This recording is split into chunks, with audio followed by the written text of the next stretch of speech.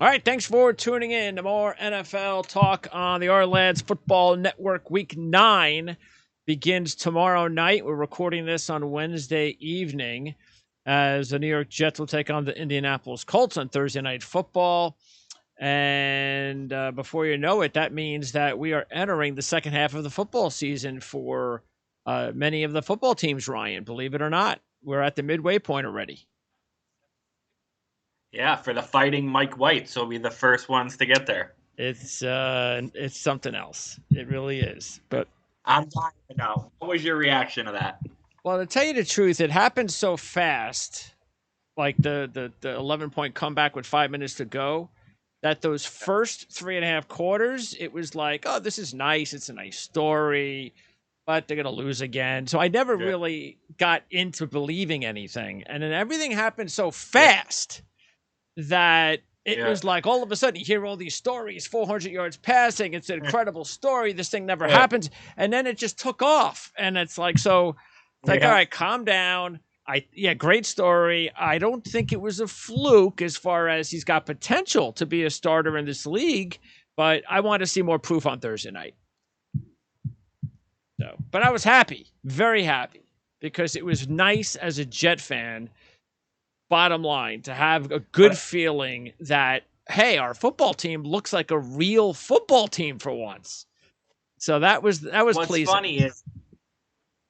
What's funny is quarterback's the hardest position in sports, and all of sports, not just in football, in all of sports. And yet there's a decent number of these quarterbacks. Obviously, Brady was a 6th-round pick. Kurt Warner's in the Hall of Fame. He was undrafted. Tony Romo was a nobody. Decent number of these quarterbacks who come out of absolutely nowhere. It's really funny for a position that's that important to have. Like, I'm not surprised when a running back comes out of nowhere. I'm not surprised when a pass rusher comes out of nowhere.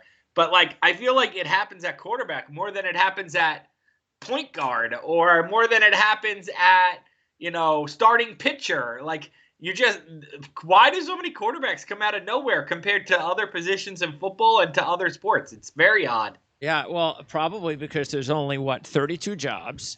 Half of those jobs are taken by players that are never going to be bumped out of their spot. And then you only got about 15 left. And then how many other chances do you actually have? Because a lot of these guys are stuck on teams that never get the chance. It's considering how few jobs there are. It's crazy how many of these guys come out of nowhere. It's very crazy. And that's why I think that, of course, the NFL just talked about this forever, about trying to put these leagues together but I like what they're doing now with the extra practice squads and all that. They're doing their best to try to give these guys more of an opportunity. Correct. I like this better. Yeah. Yep. So, but we'll see again. What I like about White is that he's a rhythm passer. He's got those qualities that he had in college. So that's why I'm saying he's not a fluke. He's not someone that comes from Temple, like PJ Walker that just has a fluky big game. He's somebody that had those abilities in college. And now here's the funny thing. Now here's Zach Wilson, who definitely could use a couple of years to sit on the bench like Mike White and learn the game the right way. But it just doesn't happen to guys like Zach Wilson because they have to be thrown in there as fast as possible before things like happened with the Jets with Sam Darnold. You've got to make up your mind fast on whether you're going to pay these guys their contract. Correct. Yeah, never happened. Yeah. So we'll see. Like I said, the Colts they don't have the best defense. So it's a good defense, but it's the Bengals I think are a little bit better than the Colts on defense. So if Mike White can have another good game, then maybe we've got something to talk about. And I'm glad Robert Saleh left it open because he should have left it open. You don't give anybody jobs. You don't just say, "Oh yeah, when Zach comes back, he's the man." That would be ridiculous. I don't know that I agree with that. I would have. I don't. Especially in this town, you opened yourself up to quarterback controversy. Now Zach's got to answer questions. I don't know that I agree with that. I don't know that there was a point in doing that when we all know it's going to be Zach Wilson's job because of his contract. I don't know that shaking his confidence was a great idea, but I don't strongly feel that way. I lean that way, but if you want to make an argument that you should do it the other way, like you just did. I'm fine with it, but I would lean the other The direction. reason why I would disagree with your feelings on what they believe Zach Wilson is because if they did, then I think they would have said it. But I don't think that they're just going to hand Zach Wilson the job. Of course, they want him to win the job. There ain't no doubt about Yeah. that. But I think that they understand. That's why they're throwing all these young kids. They're just putting all again, they lead the NFL in rookie starts. They're just throwing all these young kids out there. And hey, if one of them happens to play better than another one, even if it means Zach has to sit for the rest of the season, and that's only going to happen if Mike White plays unbelievable football. Yeah. It's a great situation to have. Let's just put it that way. So I don't know if it lasts more than this week, but we'll see. If it does, like I said, it's a great situation. The Giants, meanwhile, had another embarrassing loss, not because they played terribly, but because of how many mistakes again they made. It's got to be aggravating to be a Giant fan too, especially under their circumstances, with the injuries and a game that they had. I mean, this is a game that they could have won the game. Coulda, shoulda, woulda. Yep. That's what the Giants are for the last 2 years. It's what they've been the last 4 or 5 years. They're great at finding ways to lose. So they do all the things bad teams do. Untimely penalties. When the offense is good, the defense isn't good. When the defense is good, the offense isn't good. Literally, they do everything. Every sign of a bad team, the Giants have it. What do you think about now that we're into the midway point of the first season? And we talked about this several times. You still believe that if it goes like this the rest of the season, Gettleman gone, Judge probably stays? I think he'll stay. Yeah, I mean, look, if they win 2 games, he isn't going to stay. But if you look at the schedule after the bye, it's pretty soft. They'll probably get to 5 or 6, and I think he stays, yeah. But Gettleman gone. Retired. Okay. Yeah. That makes sense with their history. All right. So a lot has gone on, not just in week 8, but just over the last week. And of course, the trade deadline, injuries, and being the halfway mark. So we'll have a lot to talk about here. What I want to actually start off with is let's start off with the worst story of the week. And that's Henry Ruggs. It's unfortunate that that's the case. And look, this happens to everyday people every day. And it's one of the things that I remember. Who was it? Was it Leonard Little?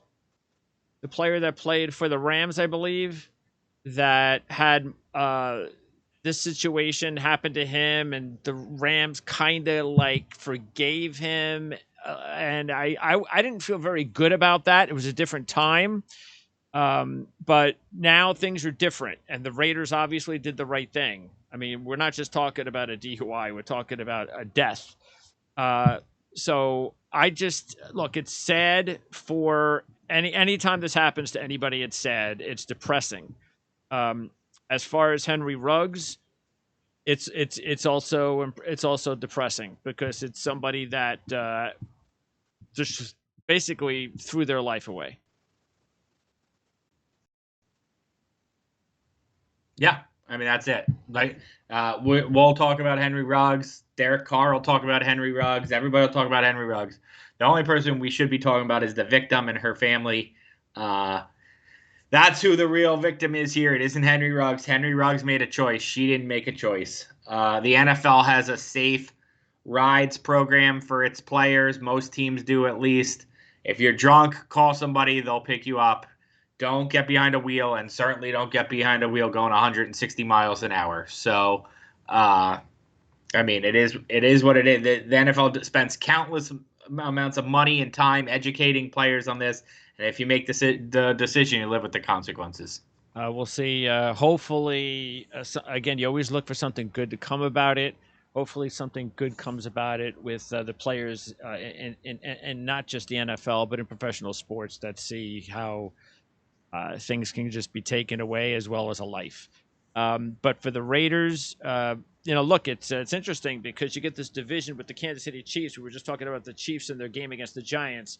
Yeah, they won the football game, but once again, they just don't look like a good football team. And you wonder whether I was the Super Bowl situation with Andy Reid and his son had an effect in the game and has had a carryover effect with the team. You know, I talk about Super Bowl losers and all the problems they've had, and there ain't no question that that is there. But how, Andy Reid and his personal situation, has that been an equal issue of why this Kansas City Chief team and offense just been nothing similar to what we've seen the last couple of seasons? if you told me that had an effect on Andy Reid still, I would hope it does because it's his son. I would not be surprised if it does. I can't imagine that's why the defense can't stop anybody. I Oh can't yeah. imagine that's why the offense is struggling so much. I can't imagine that Patrick Mahomes' struggles can be traced to Garrett Reid or Britt Reid. I can't imagine that that has anything to do with any of the players who. Yeah, I'm sure they liked him. I'm sure he was a coach on the team. He's their head coach's son. But I can't imagine that has anything to do with the players struggling. Look, I really think it's as simple as they won a lot and they developed bad habits that they got away with, and now they can't get away with their bad habits anymore. They don't know how to break them. I really think it's that Yeah, simple. I mean, I'm not They saying. were so good for so long. They got away with so much, and now teams have tightened it up. They can't get away with that stuff anymore, and they don't know how to stop doing the stuff that they used to get away with. Yeah, and look, I'm not trying to sit here and say that I think the players are like personally having issues with Andy Reid's Yeah. situation. What I'm saying is when your head coach may be distracted, that to me, if your bottom line is if your coach is not doing a good job, it's going to reflect on your football team. And that's what I'm Yeah. thinking. I'm thinking that maybe his head isn't where it, and I'm not saying his head should be there. But you're right. His son should be the priority, and I'm sure it is. Maybe it has affected his coaching, and he's not coaching the team the way he normally would. That's a guess. It's hard but to. Yeah, exactly. It's hard for me to yeah. speculate on something like I would just say that I would just say as simple as X's and O's. They're just not doing a good No, they're job. not. I mean, I watched them. I watched them in person. The Giants were not doing a complex. I mean, they were playing good defense when they have pretty good players, but they weren't throwing exotic looks at the Chiefs. They were playing straight cover two that's been played since the '90s and daring the Chiefs to throw the ball short. And the Chiefs did it on the first drive and marched right down the field. And you said, okay, they're going to dominate this game. And then they did a stupid Travis Kelce direct snap behind the back flip for an That was silly. incompletion. Yeah. It was like, and then 2 plays later they throw an interception, and it's like they wasted it down. And it's like this is it. This is why they're struggling in a nutshell, because they're moving the ball well. They try to get too cute. They waste it down, and then they throw a pick. And it's like, okay, we get it. You're better than everyone. You don't also have to be smarter than everyone. And look, clearly there's two other reasons. One, it always happens when this Chiefs offense can't run the football. When they don't have the balance in their offense, that's when they struggle the most. And number two, the defense has been atrocious. It has just been bad. I will say the defense is atrocious. I totally agree with you. I don't think they can't run the football. I think they don't run the football. Brian Baldinger, I think, does a great job as one of the best film analysts in the NFL for NFL Network. Has videos up. They are mauling the Giants on the offensive line. Their guys are good run blockers. Andy Reid has always, since the early 2000s, given up on the run too early. He doesn't like to run. He wants to pass. He only runs out of necessity. I think they can run. I think they have the line to run. We know that Joe Schmo running backs can perform in this league. We saw it 2 weeks ago with the Browns. We know that it can happen. I think they can run the ball. I think it's a matter of does their coach want to run the ball? And that division now is completely wide open, because I just don't think. Now, look, we did our preseason futures where we had $500 to invest, and now we're doing our midseason futures where we have another $500 to invest. And you decided to put a little bit of money as far as out of your 500, you put 100 on the Chiefs. And I'm a little bit surprised by that, but I understand where you're coming from. They're still a very dangerous football team, and if they just get hot, all of a sudden, look out. Um, but this division is wide That's my open. thinking. Yeah, this division's wide open. Especially you got the Raiders in first place, now having to deal with two major personal issues, from quarterback to just a personal issue you just don't ever want to handle on your football team. I don't know how they're going to respond from that. Maybe the fact that they responded well the first time will help them this time. The Chargers, you still don't know what you got from them because they're still kind of young, and they've got a young coach, and all right, the talent's there, but you're still not sure. And Denver, I think we both agree that their best days are over, which is why Von Miller was traded. So I don't know what's going to go on in this division. I guess the Chiefs might be. Who knows? Maybe they'll still be the last team standing when it's all said and done. Correct. The AFC is wide open. Chiefs have one of, if not the most talented team in the NFL. So it's just basically you're never going to get better. What were the odds? 11-1. You're never going to get better than that on Kansas City for as long as Patrick Mahomes is there. You're never going to get 11-1 again. So I figured I'll take them while they're down. Yeah, they were 4-1. They were the favorites to win when we started the season, 4-1, and now they're 11-1. So you decided to put your 100 there on the Chiefs, and again, it makes a lot of sense. The Bills right now have become the favorites at 5-1. Okay, so what about the division? Now, are you going to say that right now you believe the Chiefs are going to still win this division? No, I still think the Chargers are going to win the division, but I'm much less sure of it than I was 2 weeks ago when I first said it. I'm gonna agree with you. I'm gonna say the Chargers. I will only think that the Raiders will do this or have a chance to do it if they can pull off. I should have looked who they're playing. Actually, I probably have that right here. Who they're playing after? They play the Giants. They play the Giants after the Giants, because if they beat the Giants, they play. Here you go. They play Kansas City and Cincinnati the next 2 weeks. So we're gonna find out. Because look, if they can't beat the Giants this week before those two games, then I think forget it. I don't think that they're gonna have a chance. And then I think it becomes a 2-team race between the Chargers.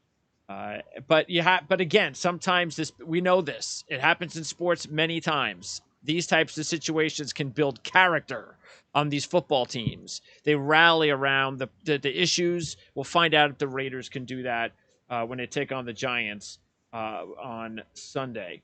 Okay. Meanwhile, let's talk about the other big news just for this week, and that's Aaron Rodgers not going to play. Speaking of the Chiefs. Packers taking on the Chiefs, and Aaron Rodgers will not play. It looks like Devontae Adams will be back. Lazard looks like he'll probably be back. So they're going to have – now, let's keep in mind, they still got a banged-up team, but Bakhtiari's not there. Jair Alexander's not there. Their center's not there. But when Aaron Rodgers is playing, he can mask all of those deficiencies, with guys not on the field. Right. The only thing is, and just talking about this matchup with the Chiefs, which is why I hit it with the Packers last week as my money line play. And I said, I know Rodgers isn't there, but I'm going to just go back to the Packers because I still don't believe that the Chiefs, right now, the way they're playing, until they open up, until they wake up, and maybe they wake up soon, but until they do, I'm going to say that maybe the Packers can do it again for 1 week. So I'm going to risk it this week, but the fact is, with Rodgers out, he'll be back after that. We know they're going to win the division. As far as their odds to win the Super Bowl, they're sitting at 8-1, which is still a pretty decent number for Aaron Rodgers. He started at 12-1. And you actually, let's see, you put money on the Packers when the season began. You doubled down on them again. So you have now $3,000 invested in the Packers out of your 1,000, which makes a lot of sense. 300, you mean, not $3,000? No, it's 3,000 because you have 300 times the odds of the teams. I gotcha. Okay. Meanwhile, I invested in the Packers just like you did, but I just have 1,400 invested in them from the preseason. But anyway, The thing with the Packers, though, is they have got to get Zadarius Smith back. We talked about this. If they get all these guys back, Kyle Alexander, Zadarius Smith, they have just as good as a chance as any team to win the Super Bowl. Yep. As for this week, I'm fascinated by this game. I know America wanted to see Mahomes, Rodgers. Terrible. Yeah, terrible.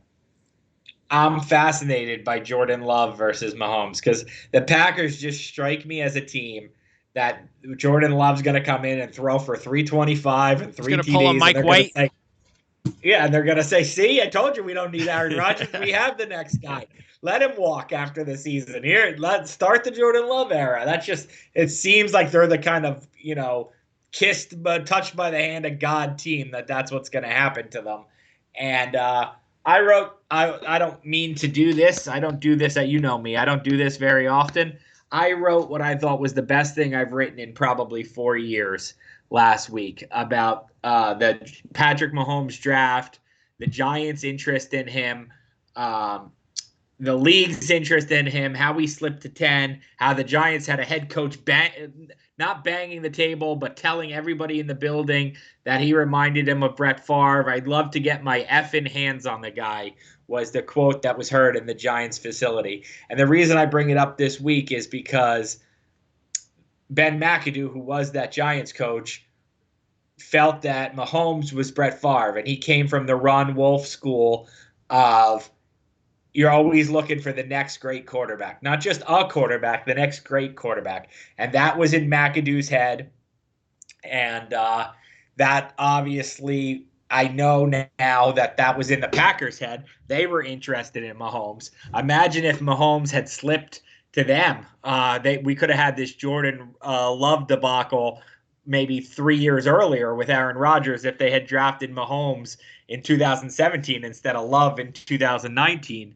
So then if now knowing that they were interested in Mahomes, that makes me even less surprised they drafted Love because that's what they were doing. They were looking for the next great quarterback. So it just kind of, I love to see this Love idea now. Now that I know the Packers were interested in Mahomes, I love the idea that Love, they probably saw some of the same Brett Favre characteristics in Love that they saw in Mahomes. I love the idea that we're going to see Love against Mahomes. I love it. And I was looking forward to having it with the Kansas City Chiefs defense on my Dynasty league. In our Dynasty league, I was looking forward to big numbers this week out of Aaron Rodgers with the Chiefs. But luckily, I have Jordan Love. So I have just moved Jordan Love into the starting lineup. Wow. And I decided to start him over Matt Ryan because there's no Ridley, and I don't know what they're going to do. So I figured, you know what? Maybe, like I said, that's why I picked the Packers to win this week in the upset pick. Because I just, not that I'm picking them to win, but I think they're a good value, like I did last week.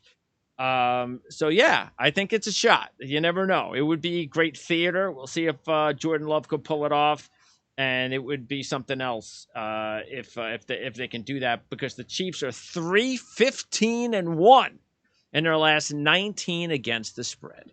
So, all right. Let's talk also about the Von Miller trade and the NFC West, one of the tough divisions in football. And Von Miller now goes to the Rams. So they have Von Miller and Aaron Donald and Jalen Ramsey. That's quite a... Now, again, it's all... I don't know if Von Miller... We still haven't seen the Von Miller from his great... I mean, I don't know how much he has left in the tank. He's still a good player. He hasn't been a great player in a couple of years. But you put him on a team with those players, though, and that should really free him up to be even better. So, yeah, I mean, give the Rams a lot of credit. Les Snead, he pulls these trades off. You know, he's an aggressive GM. He's trying to find that last piece of the puzzle to get the Rams over the top and to win a Super Bowl championship. And so far, so good. The Rams are off to a great start this season. You know what it reminds me of? And maybe because Denver's involved, it reminds me a little bit of, but this obviously being the other way. Denver was on the good side of that. Denver's on the giving end of this. Reminds me a little bit of when DeMarcus Ware went to the Broncos late in his career after, being like an all-decade player for the Cowboys. He joined a star-studded Denver defense, didn't have to be the That's man, right. and I think he had something like 10 sacks one year, 8 the next year, and maybe 4 or 5 the year after that. So he had 3 pretty good years for Denver, and he won, and I think he was on the Super Bowl team. And the Rams are playing on Sunday Night Football. It would have been a much better matchup if Derrick Henry was still healthy, and unfortunately, Yeah. that's not the case. And but I decided that even though Henry's not there, I was going to again. I think this is a good value play for me. We're going to go head to head on this one. You're taking the Rams. I'm taking Tennessee in the upset because they're a 3-1 dog, and the Titans have done a really good job in this dog role, but they've done it with Derrick Henry. But I figure it's one game. Maybe they can get up for one game without Derrick Henry. But what a big blow because, and we just talked about it last week with Derrick Henry and reminding me of Terrell Davis and his really short career. Then the injuries occurred.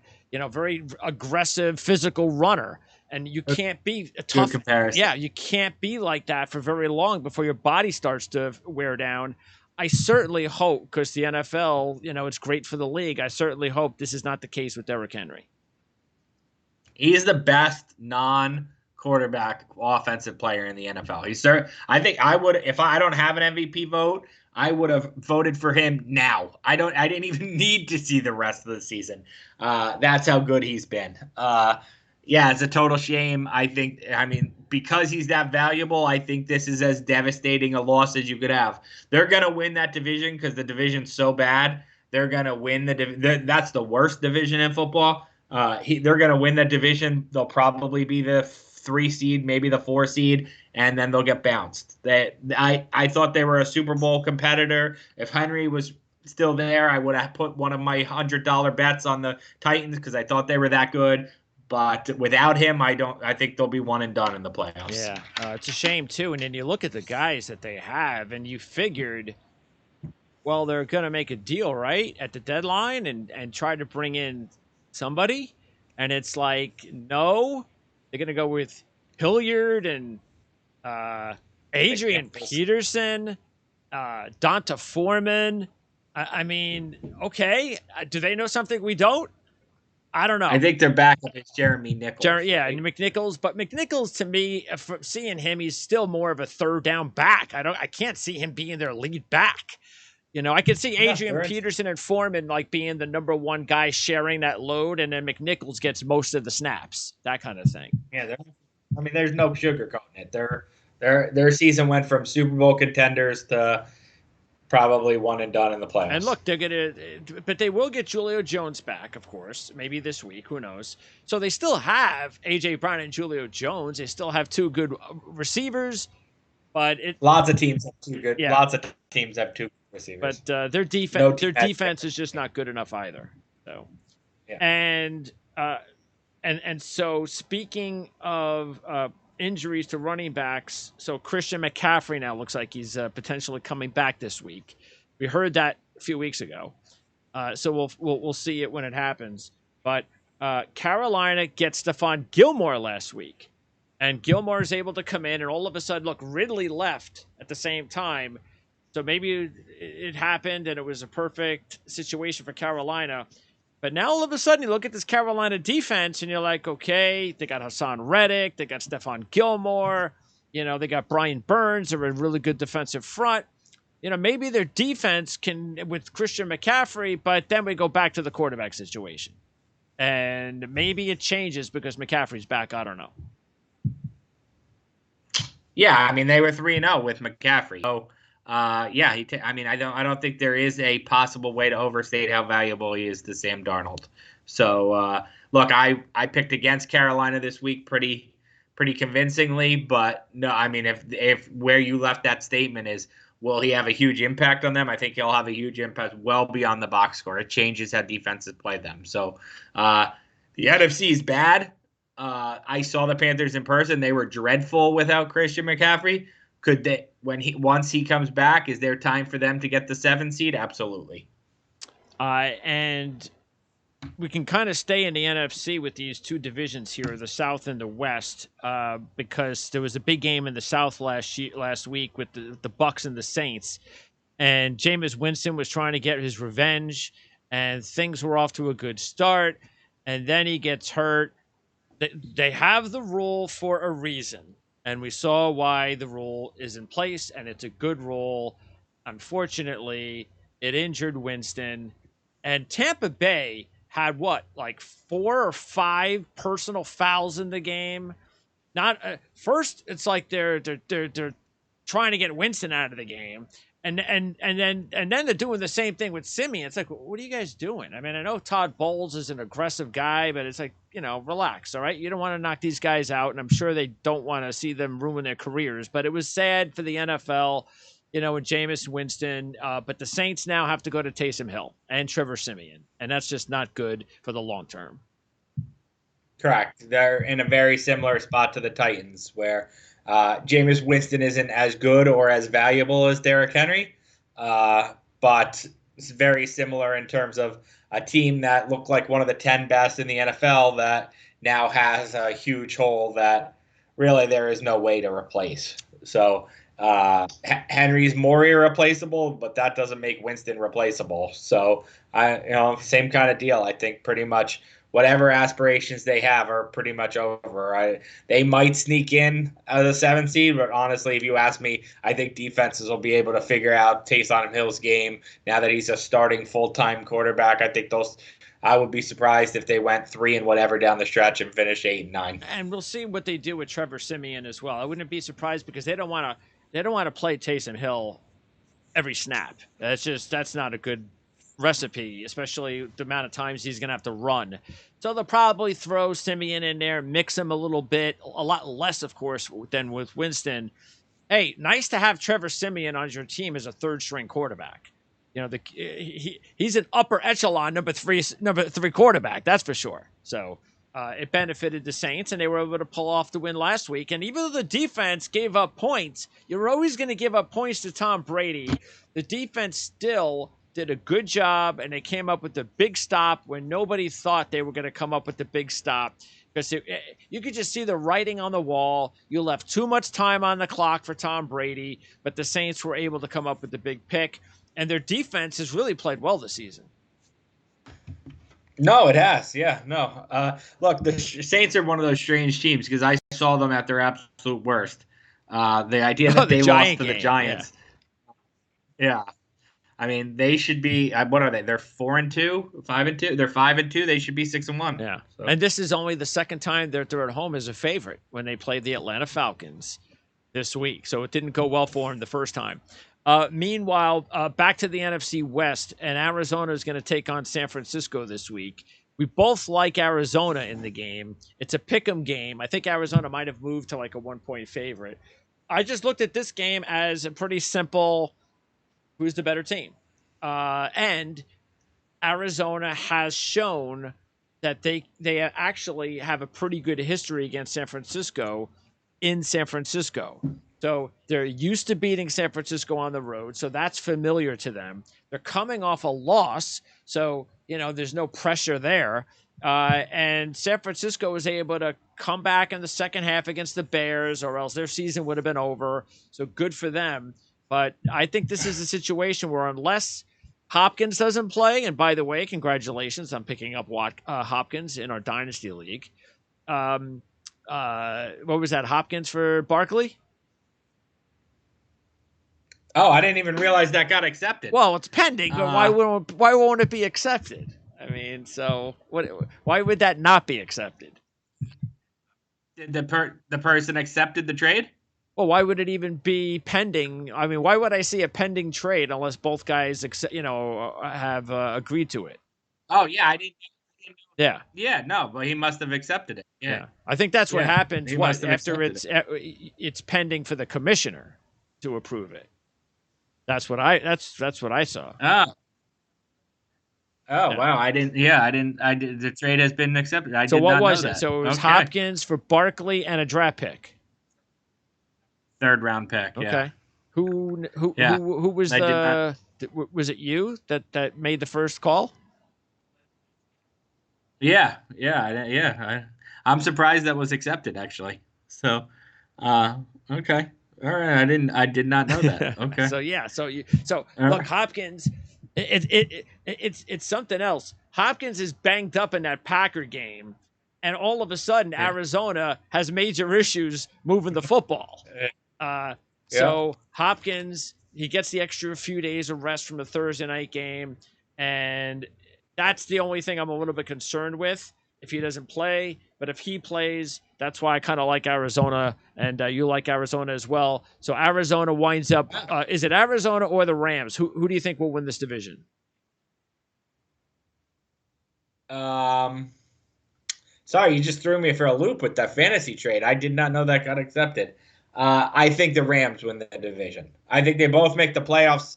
The loser's the top, non-division winner wild card. But I think the Rams win the division. Arizona has the tiebreaker already, so that means the Rams will beat Arizona when they go to Arizona. They only have to win the tie. Okay. They only have to win. I agree. Game. Yeah, I mean the Rams were my. You and I are going head to head in fantasy. Yes, we are. Week, yes, this is that's why, and you don't have to face Aaron Rodgers. You get to face Jordan Love this week instead of Aaron Rodgers. Wow. So, good for you. So, all right. Meanwhile, also in the NFC West, Seattle, it's possible Russell Wilson will be back after the bye. And if he comes back, we'll see what happens there. I was actually quite surprised that Geno Smith played relatively well in Russell Wilson's absence. He didn't win any games, like he didn't steal any games. He came close to stealing a couple of games, but he played pretty well, all things considered, that he hadn't been around for 3 years. I wonder if he gets a job next season. I wonder if another team says, okay, we'll sign you and you get a chance to start and compete with someone next year. It's funny. I think that's what the Giants are going to do to Daniel Jones. But after their history with Geno Smith, it won't be Geno Smith. But somebody in that exact same situation probably will do that with Geno Smith. Yeah, he needs to go. He needs to go to a small media market. That's for sure. Okay, and then also as far as sticking in the NFC, then in the East, it's all Cowboys, and Cooper Rush getting the win over Minnesota. And look, Mike Zimmer, time to move on. Yes. Yeah, I agree. Yep, absolutely. It's stale. Somebody tweeted the other day that the Vikings will never be good enough to win the Super Bowl, and they'll never be bad enough to pick in the top 5 in the draft. And that's what the Vikings have been my whole life. I mean, ever since like Randy Moss's rookie year when they were 15-1 or whatever, that's what they've been. They've been between a 7-win and 11-win kind of team. That's crazy. They're just, that's just what they are. And you need to, with Mike Zimmer, it's almost like with Marvin Lewis. Like, you're good, but you're not going to get to where you need to go. So you just kind of got to blow the whole thing up. And look, that's a team that might need a bridge quarterback when they let Kirk Cousins go. Maybe Geno Smith can go to Minnesota for a year until they find a quarterback, because that's definitely a team that needs to find their next quarterback.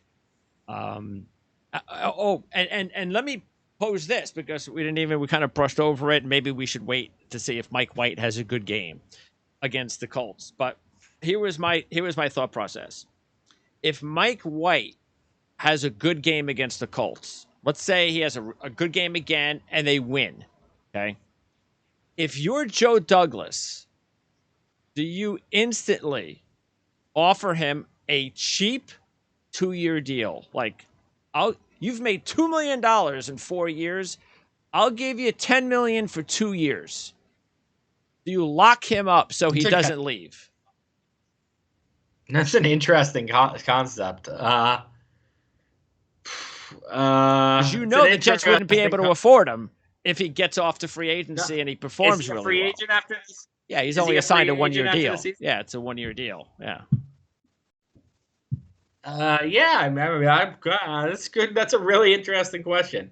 Let's dive into that next week. Yeah, But yeah, let's I win think that first probably game. that's Yeah, let's win good. the If game against the they Colts have the first. cap, they have the cap space. Yeah, I probably would do that. Yeah. Yeah. Because again, if he plays well and they don't lock him up, he's going to be like Matt Flynn. He's going to get a job. Somebody's going to offer him $30 million, and the Jets aren't going to pay it. So Especially this year because the quarterback draft at the top of it is so bad that this was the perfect year to be Mike White. No, that's interesting. yeah, Yep. see what happens there. Okay, back to Eagles are going to take on the Chargers, and it's going to be my 5-star pick of the week. I'm taking the Chargers. I'm surprised you didn't have a feeling for that game. Why didn't you like the Chargers in that game? Is the game in Philly? Yeah. That's why. West to East, they're one of those teams. I don't really buy that theory, but they're one of the teams that I would buy it with. They were so predictable that they lost to the Patriots last week. It was so predictable. They just are a team. I love them. They're a team that just doesn't know how to handle any success. So they get off to the good start. They get steamrolled by the Ravens. Then they lose to the Patriots. Who the Patriots could start, the Patriots could start you or I at quarterback, and they have the Chargers number. They're always going to have the Chargers number. It doesn't matter who the Chargers coach is, who the quarterbacks are, and the Chargers always lose to the Patriots. I saw that coming a mile away, and I just feel like the Chargers might be headed into a tailspin here. I hope that's not true. I think they're probably going to win the division, but this could be that season. If they don't, this will be the 4 or 5 week stretch they regret when they're 10-7, and you're like, oh, this team so could have been 12-5. Also, in the AFC North, big game between Cleveland and Cincinnati coming up this week. No surprise that after Cincy came through for me a couple of weeks ago as my 5-star, that I'm making me my 4-star this week against Cleveland. And that Cleveland-Pittsburgh game, I'm watching that game, and Cleveland, it's an ugly 3-3 game. And Cleveland scores the touchdown to go up 10-3. Now they've got the ball. It's 10-9. Now they've got the ball. And now, first of all, it's 10-3. Pittsburgh gets the ball back. They get the ball to about midfield. It's 4th and 1. Not inches. It's 4th and 1, maybe 1.5. Pittsburgh goes for it. Pittsburgh gets the first down. Pittsburgh marches down the field and scores a touchdown. It's 10-9. Cleveland comes back. They go down the field. They get to midfield. The ball is pretty much around the same area it was for Pittsburgh. And you know what it is? It's 4th and 1. And what does Stefanski do? He punts. As soon as that happened, I was extremely worried, and the game was basically over. Pittsburgh got the ball. They marched down the field and scored. Cleveland never really got back into the game. You have to, as a head coach, understand what's going on here. The opposing team they went for it in the same spot, got it, and now you're telling your team you don't trust them enough, so you're going to punt the football. I'm sorry. I'm surprised, shocked that he punted the football. I'm just shocked. And by the way, Kevin Stefanski is now 0-7 against the spread in division games. How bad is that? Let me tell you what I'm not surprised by. Odell Beckham blowing up that roster. I'm actually surprised it took this long. That's what I'm surprised by. The guy basically tried to ruin Eli Manning's reputation, forced his way out of town. Hey, Baker's my best buddy. We're gonna win big games. And then as soon as he's not getting the ball, now it's Baker's problem now. And I've always said Odell Beckham is basically Terrell Owens reincarnated. Actually, now years later, I'll say that was an insult to Terrell Owens because he is a much better player than Odell Beckham was. For much longer than Odell Beckham was, but they have the same personality. It's everybody's fault but mine. Yeah, at this point in time now, I don't know who would touch him. Someone's going to. Somebody. Somebody will. Yeah, the Saints. Saints probably. Yeah, it'll probably be a team that's sort of like the like Brown and the Bucks. It'll be one of those teams that we have enough players and It's the Saints. That's where he's from. He'll respect the head coach. They need a receiver with Michael Thomas out. It'll be the Saints. That'll be interesting. And they had an opportunity to trade him, and then he'll say Taysom Hill can't throw me the ball. Like that's a surprise to anybody. I wonder what happens with them the rest of the season now. I mean, do you think it's going to come to a point where they might just start deactivating him if he keeps this up? I think he's going to get released. I think he's going to get released. Him. And you know what? Donovan Peoples-Jones was starting to ascend, and then he gets hurt. So they get Donovan Peoples-Jones back.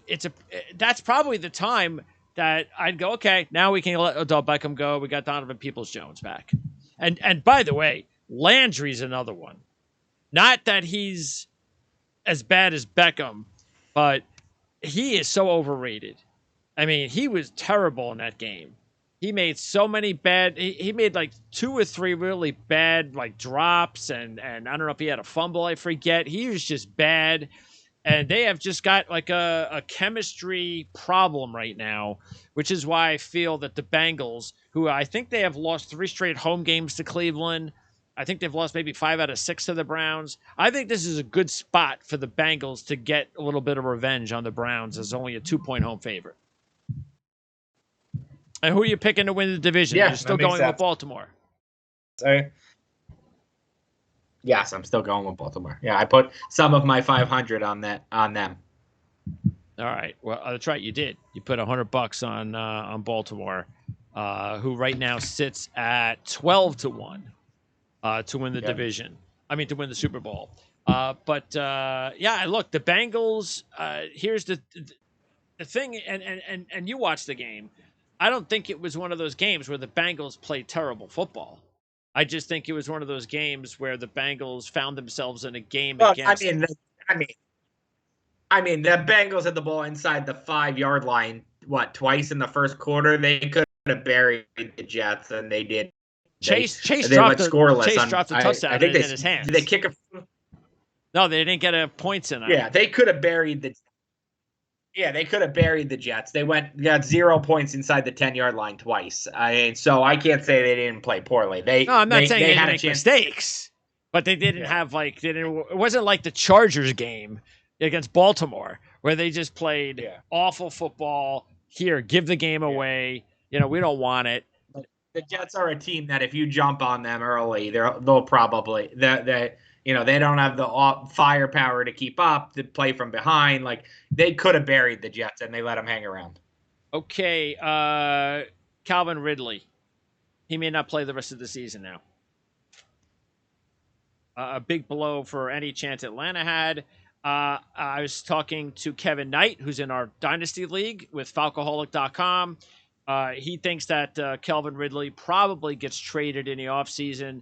It doesn't really fit with the Arthur Smith offense anyway, based on what he's saying, especially with these issues. It'd be crazy if they had Julio Jones and Calvin Ridley, and 2 years later they're gonna have neither one. That's crazy. They better get a bell cow. Yeah, that's for sure. So they're gonna need one. Michael Thomas is now out for the year. He had a setback, so no more Michael Thomas. J.J. Watt, we didn't know he was out for the year by the time we did our show last week, so that's a big blow for Arizona, just to have a veteran presence like that if you're trying to win a Super Bowl. I feel bad for him, man, because he's an all-time good guy. His Texans teams were fine. They were never going to go to the Super Bowl. They were a one-and-done playoff kind of team. This was his chance to really impact a Super Bowl team this year. I feel bad for Watt. Yeah, and also we didn't mention the Melvin Ingram trade to Kansas City. I'm not sure. Mark. I'm not. Mark. Two Ingrams. That's Mark right. Ingram 2 Ingrams were traded. Yeah. Melvin Ingram really didn't do much at all with Pittsburgh, which I was kind of surprised. And I guess the Chiefs are just taking a flyer because they're so desperate on defense that maybe they were interested in. Yeah, they were interested in him during the offseason and didn't get him. So, but now they got him. Yeah. All right. So if you're looking at because as we close out, your predictions to win in the beginning of the season, you had the Packers over the Cleveland Browns. You had the Packers over Tampa in the NFC, and you had in the AFC Cleveland over Kansas City. What are you thinking now? I like the Packers over the Rams right now in the NFC. So you're going to replace Tampa Bay with the Rams right now. Yeah. And still the Packers to represent the Super Bowl. Correct. And still win the Super Bowl, and I would guess. Correct. Right now, I would tell you I like Buffalo over Baltimore in the AFC. And, whatever. Probably Green Bay. I'll stick with Green Bay over Buffalo. But if you get to that point, I might change my mind in February. So, yeah, we can do that. And my preseason pick was the LA Rams over Green Bay in the NFC. I'm sticking with that. And in the AFC, I had Buffalo over Cleveland. So, yeah, Cleveland's got to go. Who's going to replace them? You know what? I don't know. Maybe I'll say Cincinnati. I do believe in the Bengals because if not, I still don't think Cleveland's done.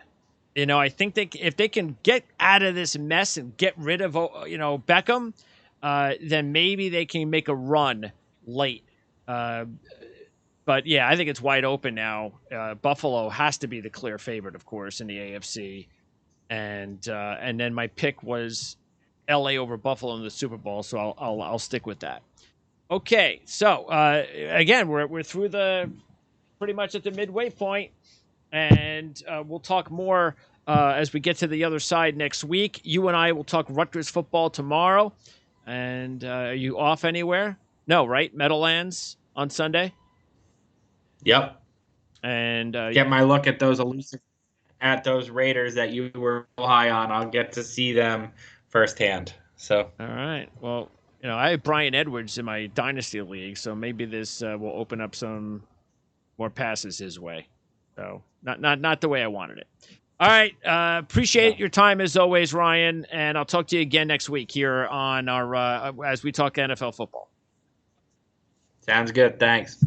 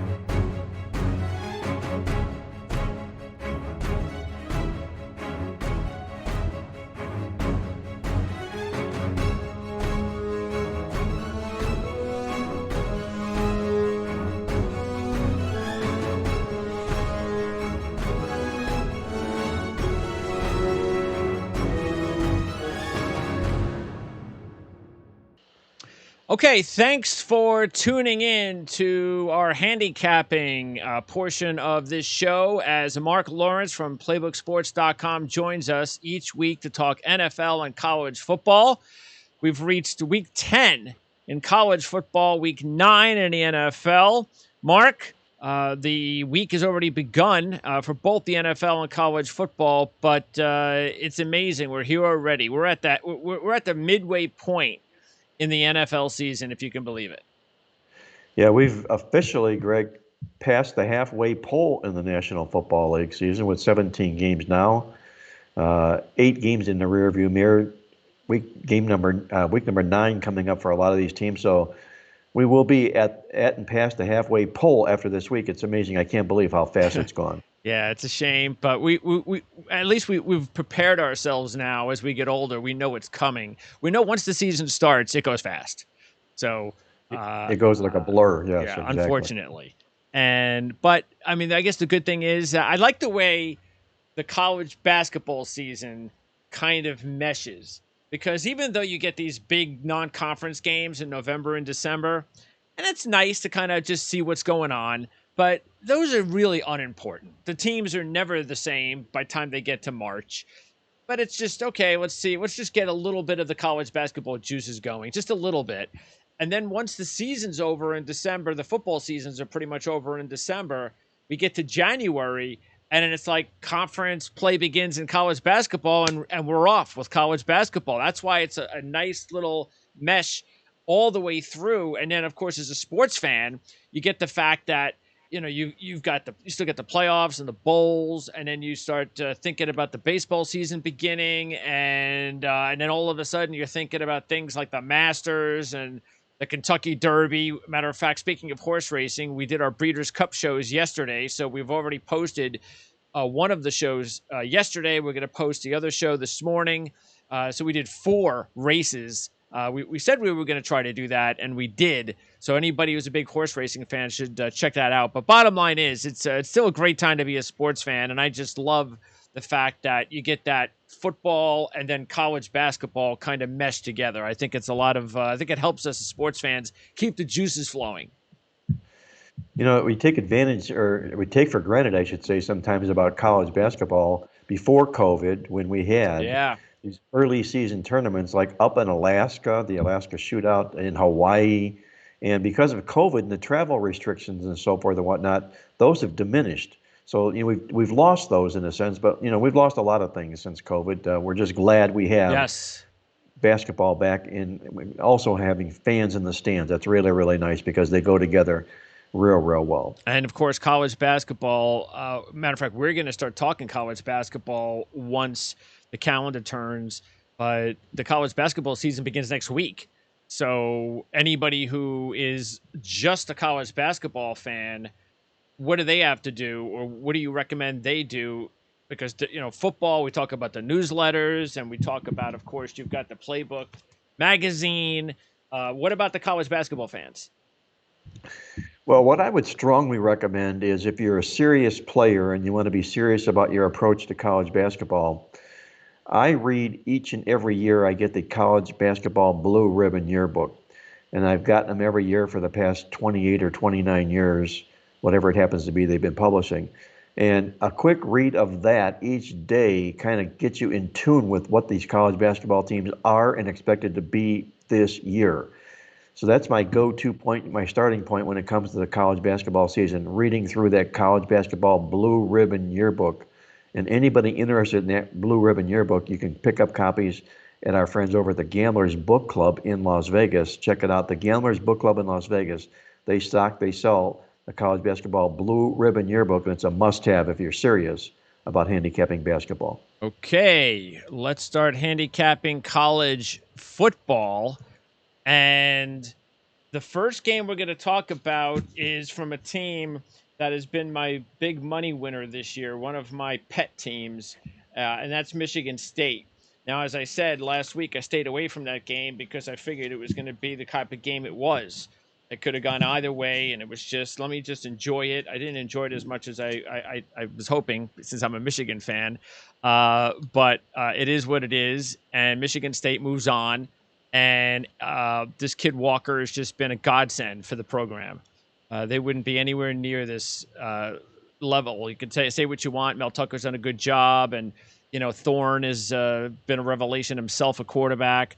But Walker has just been incredible, and he goes from being just who's that running back at Wake Forest? Yeah, we don't really know who he is, to being like now a star. And this is again why not that he couldn't have done this at Wake Forest the way Wake Forest is playing this season. But it just shows you why the transfer portal is so important. It helps not only the college game, but it will help the NFL game, because more players basically now get to play. And the more they get to play and they're exposed, the better it is for their draft prospects and then their ability to play at the next level. I understand immediately when I looked at this game against Purdue why everybody was probably going to think major letdown. I get it. I completely get it. It's just obvious. But the thing that the reason why I'm sticking with Michigan, there's a couple reasons, big reasons. One, because as we've said all along, I'm just going to continue to ride a team that has made me money all year and I haven't lost any money from. Two, I don't think Purdue can do this again. They've already done this. They beat Iowa. They're going to beat Michigan State too. They're going to knock off 2 undefeated teams. They just beat Nebraska last week. Look, Brom's a really good coach, but I don't think this team's that good that they can just keep knocking these teams off. Oh, letdowns, come on. Letdowns, come on. No. Sooner or later, that's just not going to work. And I think Michigan State is destined to keep moving on. And it's only a 3-point spread. Well, as I've said many times before in the past, Greg, handicapping football games is largely situational. And you ask, can Purdue do it again? Well, the situation does allow itself and permit itself to do just that because of the situation in the game. It's not like we're asking Purdue to go out and pull the rug on an undefeated Michigan State team who's coming off a win against Northwestern. Okay, this is a whole different animal coming off of Michigan. And we sort of hit on this in this week's issue of the Playbook Football Newsletter in my Bet You Didn't Know column. And my Bet You Didn't Know column are basically handicapping theories of mine that I love music and I put them all together, my theories and my thoughts with around music themes. This week's music theme is called Brilliant Disguise. Big Bruce Springsteen fan here, obviously. And what we have in effect in this game is the brilliant disguise is the fact that, in theory, Michigan State just upset an undefeated Michigan football team. Now they go to the role of a favorite. That's the brilliant disguise. You were lucky, or not lucky, I should say, fortunate enough to pull that upset. And what is your reward? Dressing up as a road favorite the following week. So a combination of a potential letdown and a role change, that's the key factor here, a role change for Michigan State comes into play in this football game. That's why I'm on the Spartans in this, or fading the Spartans in this football game. Now, if this had been a team like Ohio State or Alabama, would it be the same? The odds would be different, no question. You know, we'd be looking at 15 or something like that with those teams. Would it be the same, or is it based on the fact that a team like Michigan State hasn't been here before? Well, let's set the table here, okay? I think the answer is in the question, and basically what it amounts to is that Michigan State upset Michigan as an underdog. So you're asking whether or not teams like Ohio State and big boys like that, Alabama, would have been underdogs. Would not have been in that role. Right, they would not have been in this role. You know, they're just too good of a football team to qualify. Got it. So is Michigan State that good of a football team that they were a home underdog, and now they're changing to a road favorite? That's a big, big role change. That's part of the handicap in this game. Okay, sticking in the Big Ten, and when I looked at the Ohio State-Nebraska line, I thought that was a little low to begin with, but I understood it because Nebraska has lost 6 games this year by 8 points or less. They've been very competitive. They were competitive against Oklahoma, competitive against Michigan. Couple of the reasons, though, why I just feel good about Ohio State. And look, the Penn State game is different because that was that's just a good Penn State team that had a blip because their quarterback got hurt. And they just weren't the same for a couple of weeks. But Ohio State is now back to playing the type of teams that they usually have success over, the losing Big Ten teams. They're 7-1-1 against the spread last 9 versus losing Big Ten teams. And they've covered 8 straight as a favorite of 16 or less versus an opponent off a straight-up favored loss. So a team that got upset, so they're not feeling good about themselves there, or maybe their confidence is shot a little bit, and Ohio State's been able to take advantage of it. I also look at this as, look, I think it would be a great story if Nebraska could win the game, upset Ohio State, roll the table, go to a bowl, Scott Frost is a hero again, and everybody's happy at Lincoln, Nebraska. But those things just don't happen. And because they don't happen very often, I think this is more likely that this is the one team that will beat Nebraska by double digits. And Nebraska coming off a sloppy game last week. They just were not, I mean, they should have been focused. It should have been a big game. They're trying to go bowling, and they just threw the game away against Purdue as a 10-point home favorite. So I just don't think their confidence is going right now. And I can see Ohio State, even if they have to do it late, put a couple of quick touchdowns late to cover, I think Ohio State's a good play at -15. Well, you talk about Scott Frost and these close call games that Nebraska's been involved in this year, and it is almost a similar parallel, if you will. I'll draw to Anthony Lynn and the LA Chargers. They were in so many football games that were one-score games and just could not get over the hump. The same thing's happening at Nebraska. And for what it's worth, Anthony Lynn is no longer a head coach with the LA Chargers.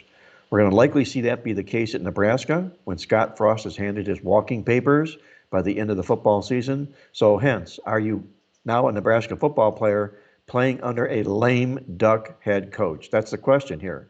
And if you are, you certainly don't want to be hosting Ohio State doing just that. This is an Ohio State football team that is probably a little bit miffed at the fact that they were ranked number 5 in the first college football playoff poll. Now, they can take care and handle that particular situation because they're going to play Michigan State in a couple of weeks.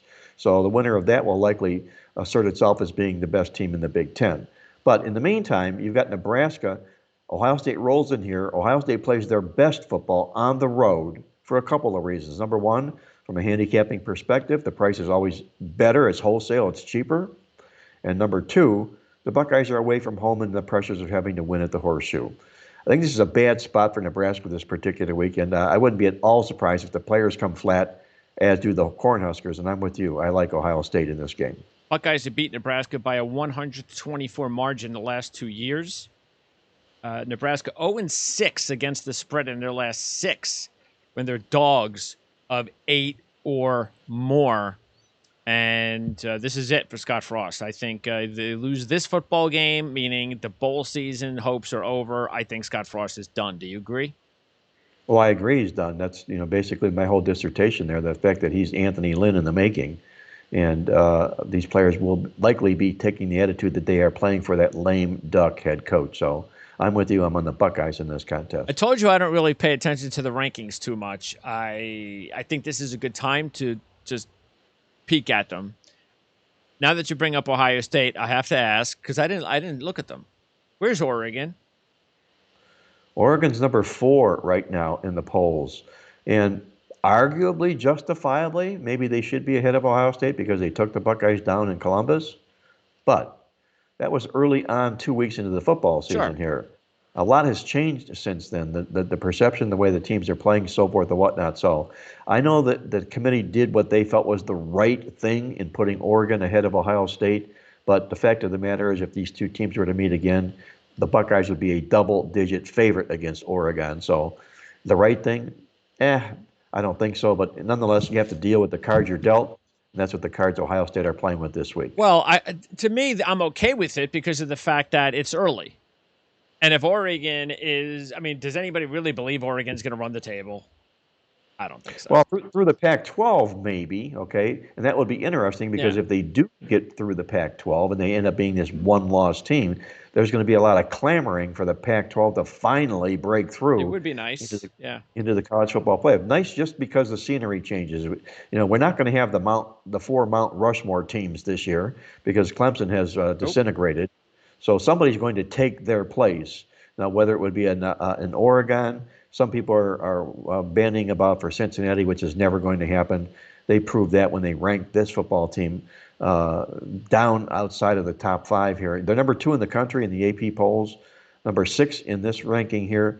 So the only way Cincinnati gets into the college football playoff is if an abomination happens on top of them, where teams are going to be losing and Cincinnati can end up taking their place. So. But let me say this, with the college football playoff, I've been charting this each and every year since the playoff have begun. And the first rankings that you find, like we saw this week, you look at the top 4 teams, and on an average, 2 of those 4 teams do not make the playoff by the end of the season. Makes sense. And Oregon's probably going to be one of them because they have their tough Pac-12 schedule coming. They got 4 tough games that they have to play, including at Utah.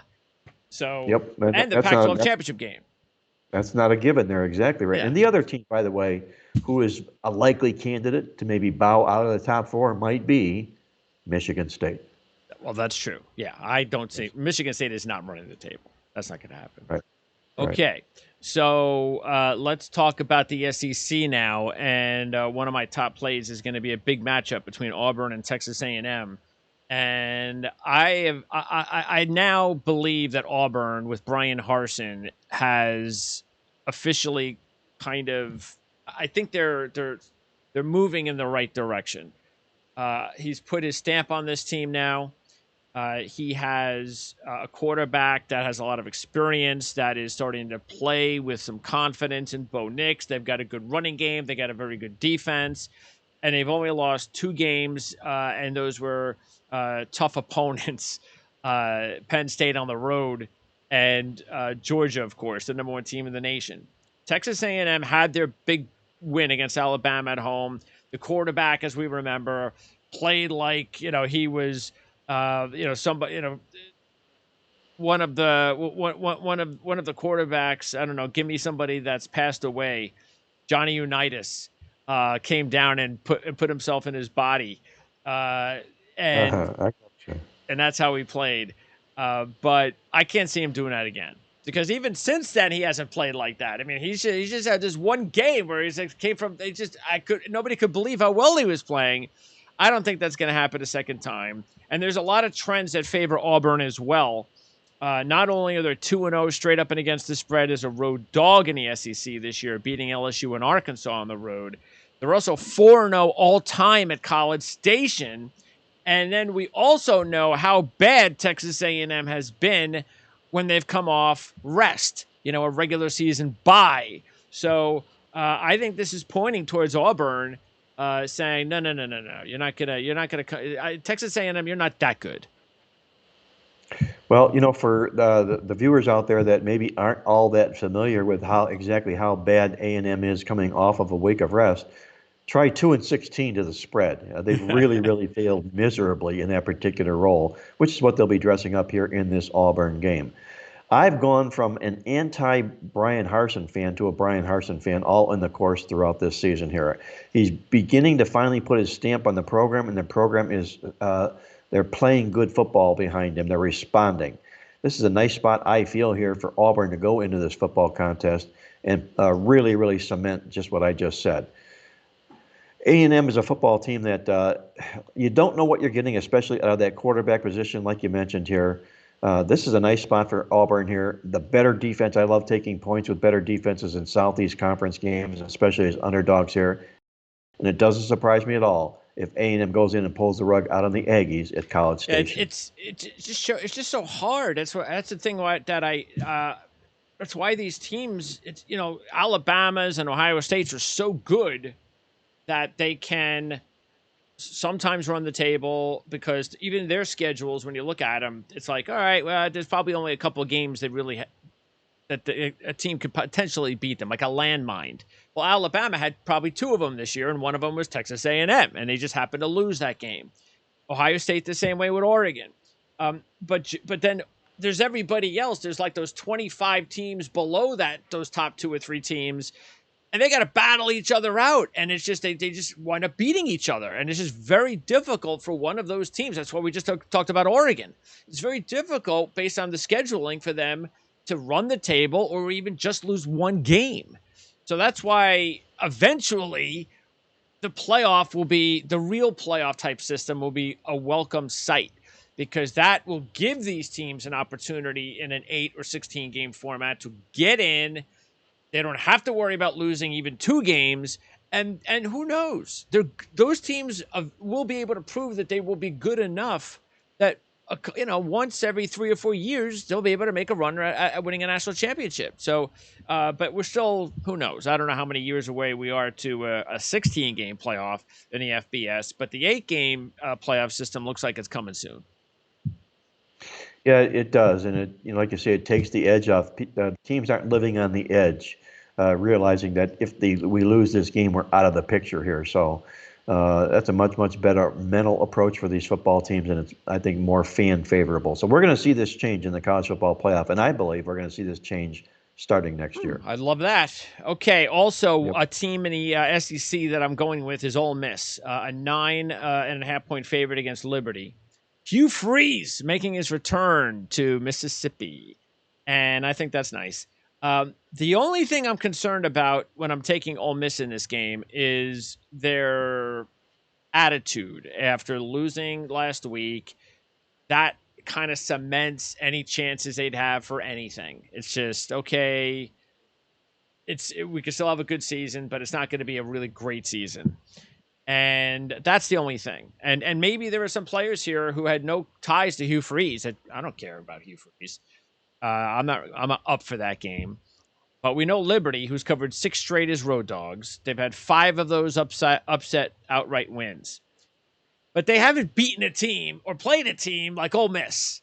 They've beaten the Syracuses and the the ACC. We know how the ACC is. Okay, they were nice wins, but this is the ACC. It's not the SEC on the road. So I just think if Ole Miss, look, Corral, I've fallen in love with him this year too, just like, Pickett we've talked about, and he's going to be a really good quarterback at the next level, Corral.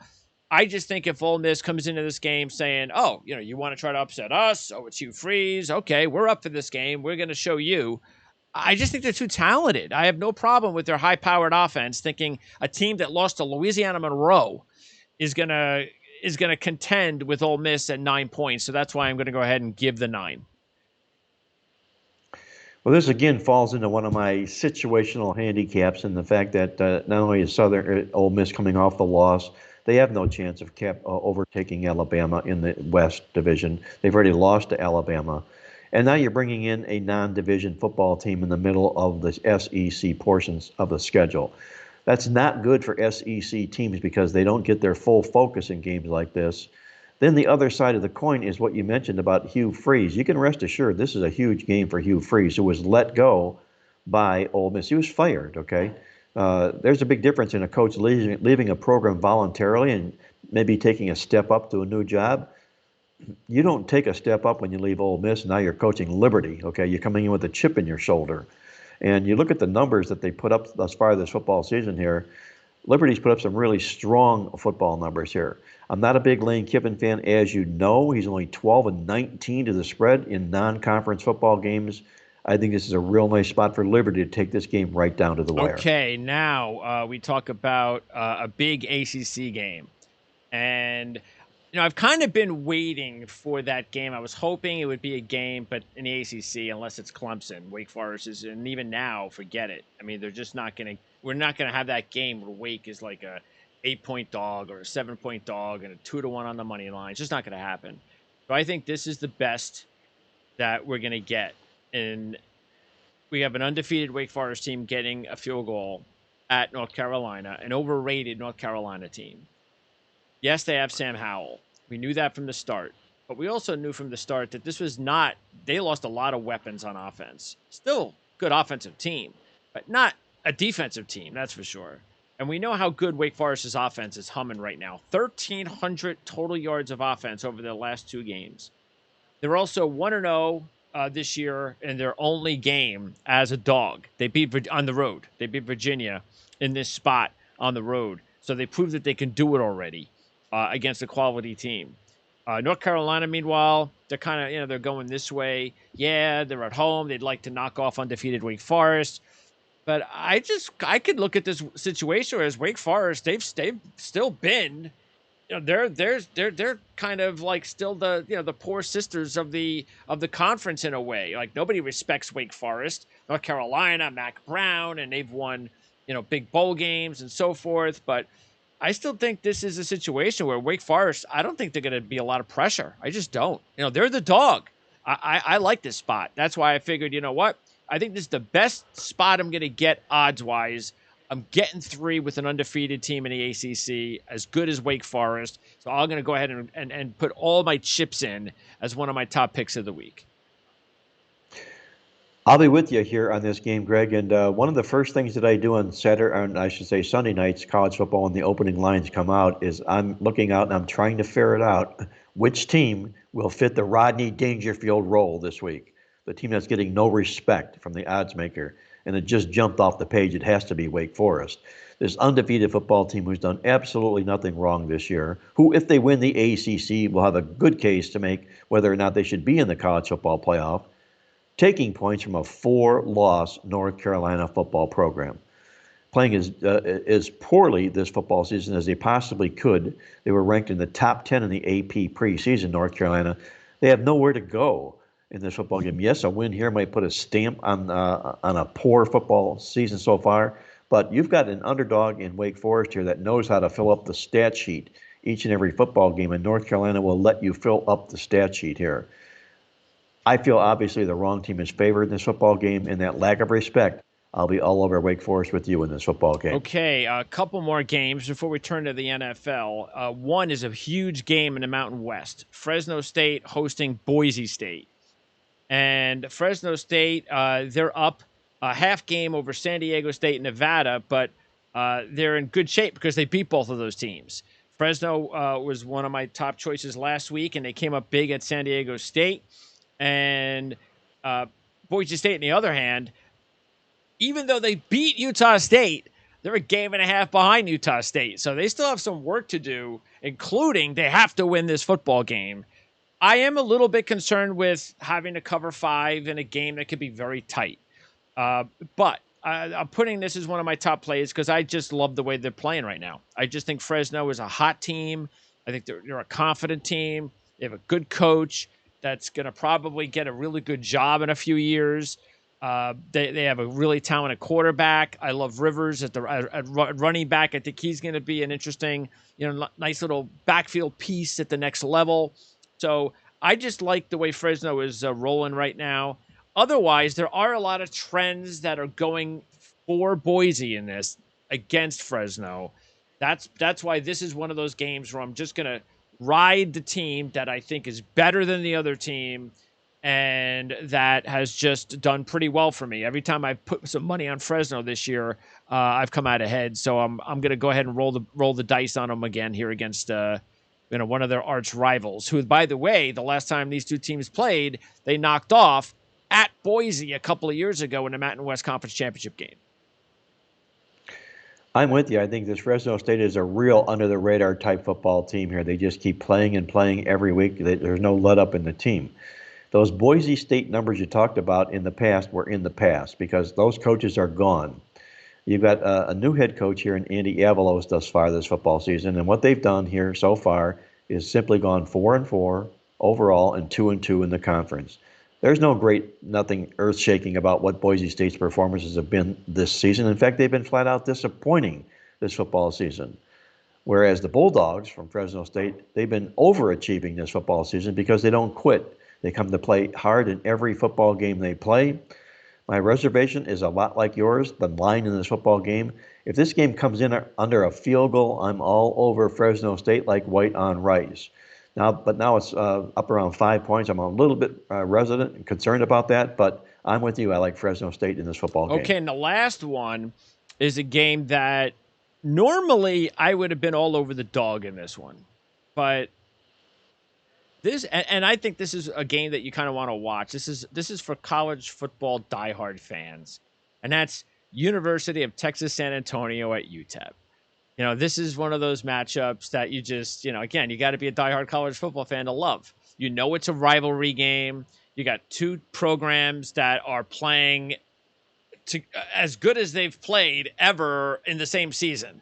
So it's going to, but still, you also know when you turn the game on, it's probably going to be like half the stadium is going to be like empty more than likely. It's just the fan base at UTEP just isn't all that great. I hope there's, I hope it's a sellout, but I wouldn't count on it. But Trailer has done a remarkable job with the Roadrunners, and I just think they're just way too talented than UTEP. And I can see UTEP with the rivalry at home, and this is where they've played really well this year in this spot at home.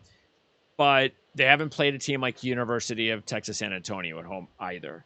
So I'm taking the Roadrunners, and I'm giving the 11. I just think even late, maybe they can get a late score and cover the spread if they have to. Well, I'm going to be on the other side of this football game for a couple of reasons, Greg. Number one, Traylor has done a great job, you mentioned, thus far this football season. Jeff Traylor has for the Roadrunners, to the point where they just tripled his salary and gave him a contract extension. Those are usually not good indicators the very next game, because there's been a lot of champagne that's been going on between that last game and this one particular football game. The other thing for Texas San Antonio is this. They're one of only 6 undefeated football teams in the nation this year. But what they are doing this week is they're out on the road playing with a week of rest. That is rotten for football teams that are undefeated this stage of the season here. There's a bump in the road that is real difficult to overcome. It breaks momentum, if you will. So now they're going to go into Texas, El Paso, to take on the Miners of UTEP in this football game, who have simply been one of the darlings, the surprise teams of all of college football this year. El Paso has out-yarded 7 of the 8 opponents they played this year. They're doing it legitimately. They're not a fraud by any mean or sense of the word. And they're coming in here taking 12 points on their home field here. What I like about El Paso when I say they're doing it legitimately is the fact that if you look at their stats in the midweek alert, they're out-yarding opponents an average of 100 net yards per game. UTSA is out-yarding their opponents an average of net 106 yards per football game. You put tape over the names of these two teams, you'd wonder who's favored in this contest, let alone taking 12 at home in the game. So I think the pressure's all on UTSA. Thus, I'll be digging the gold with UTEP, the Miners, this week. All right, sounds good. Now let's move on over. And by the way, I just realized that you were mentioning the undefeated teams. So I've got Texas San Antonio, Wake Forest, and Michigan State as 3 of my top games this week, and they're all undefeated. So, but to me, especially the 2 of them, Wake Forest, Michigan State, I've got 2 undefeated teams that one's a 3-point favorite and the other team's a 3-point dog. So that's kind of part of it, That's the key of your teams. One of them is a dog, and that's what you want, that undefeated dog. Yes, exactly. NFL time. And let's get started with the top game that I wanted to talk about, and that is the big story this week between Green Bay and Kansas City, with Aaron Rodgers unable to play. We'll find out exactly what happens with all this COVID investigation, but since it's Aaron Rodgers, the NFL is not stupid. You know what they're going to do. So Aaron Rodgers will be back, and nothing will happen to him when he returns in a week. But this is a matchup against Kansas City. And to me, I think this is one of those situations where, okay, yes, I can see Jordan Love coming out there and the spotlight's too big and he's just not that good. This was a disaster. How did we draft this guy when we drafted him? This is just not going to work out. And Aaron Rodgers is going to be laughing in his living room. But I don't see that happening. I think the situation's perfect. He's a talented kid. He gets to sit and learn the system. He gets to sit behind Aaron Rodgers. This is a good program. I think he's going to do just fine when Aaron Rodgers leaves. And I think this is a great spot for him because, you always talk about, and you obviously were the one that led me on to the whole, the backup comes in that first game and everybody rallies around him. And this is the perfect rally around game because we're not talking about, the Houston Texans or the Jags. We're talking about one of the best teams in the NFL. We're going to rally around the backup, the Green Bay Packers, who've won 7 straight up and against the spread. So on top of that, Kansas City's 3-15-1 against the spread in their last 19. They could barely beat the Giants last week. And I'm supposed to be afraid because Jordan Love comes in. So I think the Packers, I actually have them as one of my upsets. They were my upset last week and they came through. But I obviously love the 8. But I'm just going to go ahead and I almost got 3-1 on the money line here. It's too good for me to pass up. I'm going to go ahead and take that as well. You mentioned about Jordan Love coming into this football game, and boy, oh boy, if I haven't heard this story before. Remember when a kid out of California was a backup quarterback to a Hall of Fame quarterback and finally got his chance? Aaron Rodgers did with the Green Bay Packers when he sat on the bench for a few years. Didn't like doing that, but did nonetheless and learned the game from Brett Favre. The same case here with Jordan Love. I'm sure he's done nothing but learn from Aaron Rodgers in his stay at Green Bay. And you know he's jonesing to get his chance. He gets that chance this week. It's the next man up theory that's at place here for Green Bay in this football game. You take that into the equation and you look at the talent that's on this Green Bay football team, Aaron Rodgers aside, this football team right now is taking more points than they have.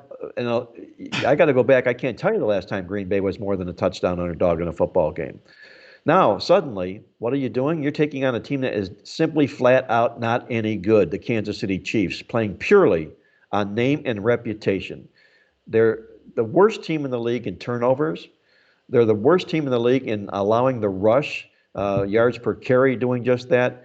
They find ways to lose games or keep games close that they should not do. I believe personally, this is just me personally, there's something not right with Patrick Mahomes. He doesn't have that look, that swagger, that feel, and I don't know if it's something emotional with a family tie or something like that, but something is not right with Patrick Mahomes. This is not the same Patrick Mahomes that we've seen and were endured by the past 3 seasons here. Not at all, not even close. So you've got a Kansas City football team not playing any good at all, laying points to a Green Bay Packer football team that will indeed rally around this new quarterback. I'm with you. I like Green Bay, and I'm with you. I like Green Bay on the money line as well. You know, the whole what's wrong with the Chiefs deal, I think there's 2 things going on here. One, unless you're the New England Patriots with Belichick and Brady, when you lose the Super Bowl, I mean, how often do we talk about it? Super Bowl losers. And the thing is, look, the season is still got a half a season left. So maybe they'll pick it up, and nobody's running away with the division. So maybe they'll still be the last team standing when it's all said and done. But at this point, they're doing what happens almost every year to a Super Bowl loser, because you don't think the Super Bowl loser is going to play this bad the next year. Who would have thought a team this talented would play this bad? But they do. It just happens.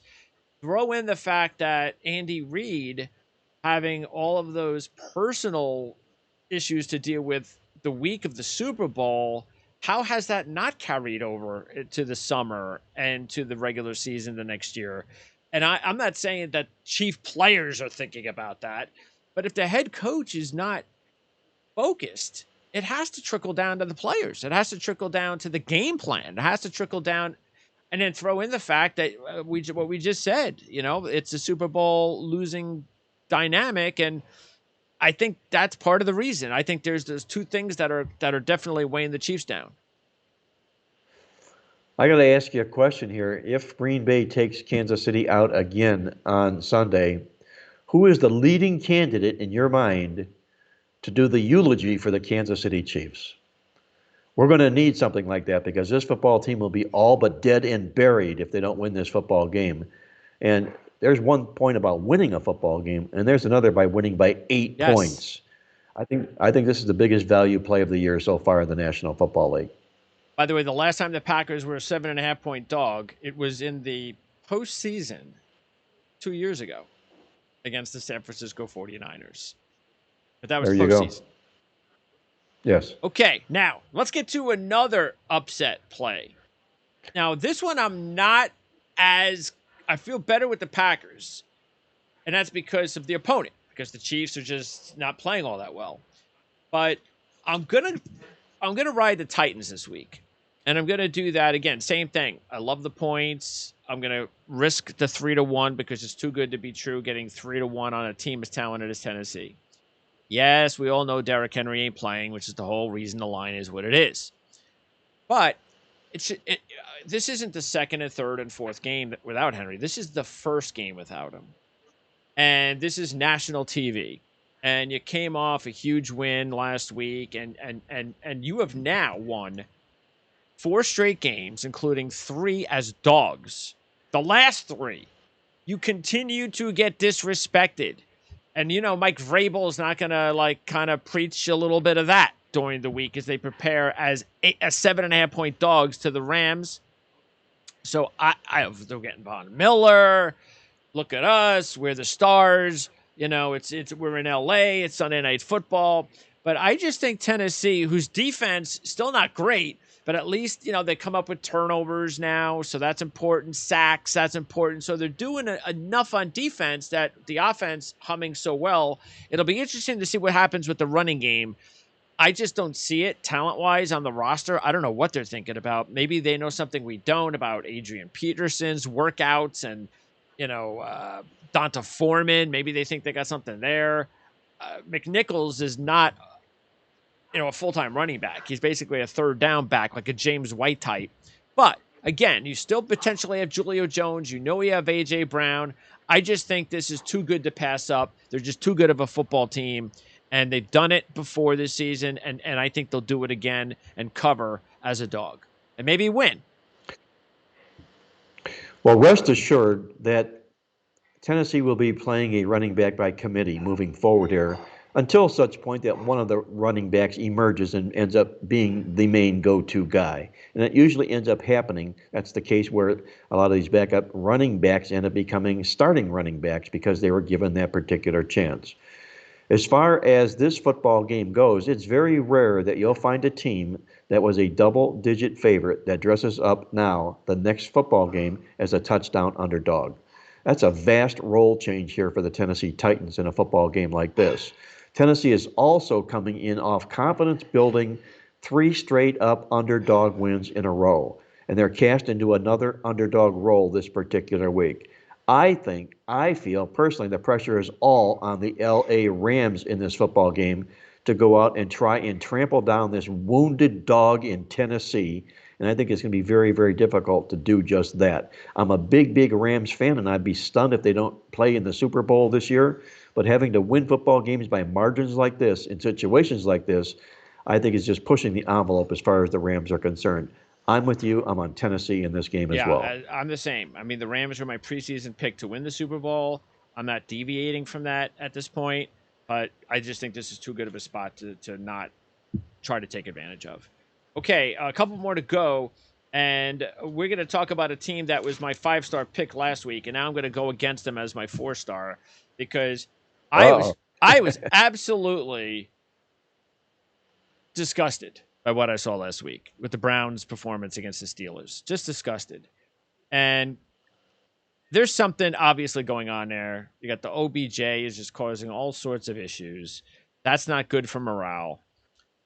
Throw in the fact that Conklin's hurt again. He comes in, you're thinking you're going to have him the full game. He gets hurt. He's out now a couple of weeks. So Blake Hance is going to be playing tackle again for the Cleveland Browns. That's not good. There was a point in the game last week. I'm sure you watched the game. Cleveland gets their touchdown after it's a 3-3 ugly game. Cleveland scores. Okay. What you cannot do now is allow that team to march back down the field and score a touchdown. And that's exactly what they did.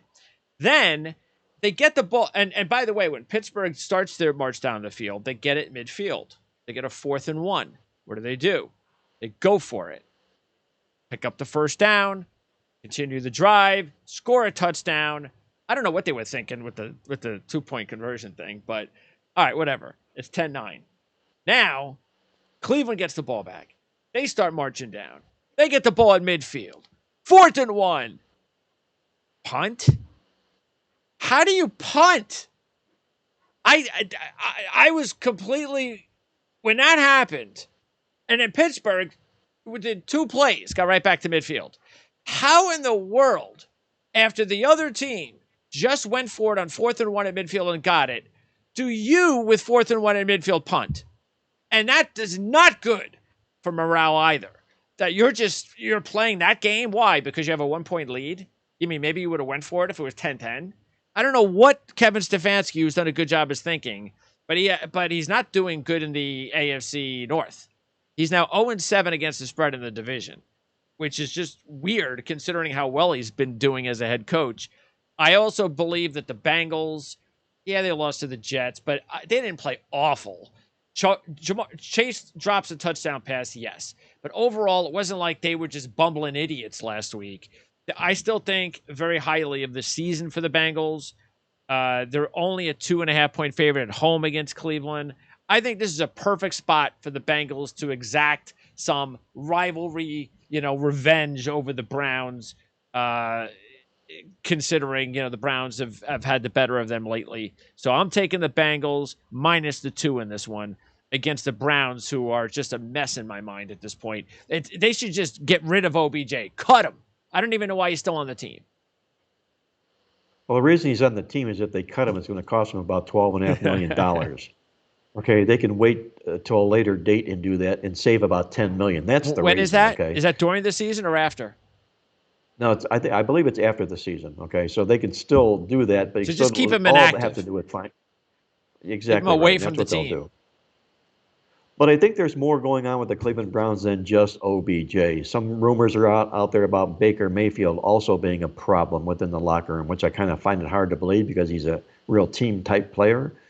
What you mentioned here about Stefanski and that move on 4th and 1 at the midfield was not what the Cleveland Browns would have done the first 2 months of the football season when they were playing aggressive football and going on 4th and 1 near midfield. All of a sudden, he reverts back into a defensive stance, which is not what the Cleveland Browns are all about and what they want to do. All that does is tells the opposing team, Pittsburgh, hey, we're concerned here. We're a little bit fearful here. We're going to be back on our heels the rest of this football game. It was a horrible decision to do just that. Cleveland did not play a good football game. In fact, I think Cleveland played their worst football game of the season here. Now, can they bounce back this week? I'm not so sure. I'm with you. I'm not so sure because I think there's things going on in this Cleveland locker room that we're not attuned to here right now. Joe Burrow comes off a rocky game last week, but Joe Burrow has been outstanding in his National Football League brief career. It's been brief, but you can rest assured this kid is going to be in really a Hall of Fame, not a Hall of Fame, I'm not going to go that far, but I'm going to say a Pro Bowl. Okay, well, he may well be, okay? But we're only in the year 2 of his career, so let's, we'll hold that vote for, He's got to for stay just healthy. a little while Yes. here. Yeah. But when Cincinnati comes in off a loss and he's been the quarterback, they're 7-1 against the spread, bouncing That's back. awesome. I think the pressure, again, is all on Cleveland here, and for that reason, I'm going to lean to the Cincinnati Bengals in this. And by the way, the other reason that it's not like I'm going, well, I had Cleveland 1 week and I'm going to go against him the next. I had Cincinnati as my 5-star 2 weeks ago against Baltimore because I really believe in the Bengals. This is more of a combination of I believe in the Bengals, and Cleveland is just, I think, a mess at this point. I think it's a good spot to take Cincinnati, who is just not getting no respect. They're only a 2.5-point home favorite. So, okay. Next up. Oh, by the way, too, keep this in mind. Cleveland has not had a win this year versus a winning team. Right now. Any teams that are winning, losing, 500 teams, they're 3 of their 4 losses are against winning teams. 1 loss of those 4 is against a 500 team. That's the Kansas City Chiefs. So when Cleveland plays the better teams, they haven't had as fortunate results. Okay, and then finally the Chargers being my top play, and I was a little bit surprised about this line. Now, I had the Patriots last week as one of my top picks, so it's not like I'm disappointed in the Chargers. I kind of feel what's going on with the Chargers. They didn't show up against Baltimore. It's a throwaway game. They did not show up. Everybody knows it. They would have lost to the Jags that day. But the Patriots, maybe they just have their number.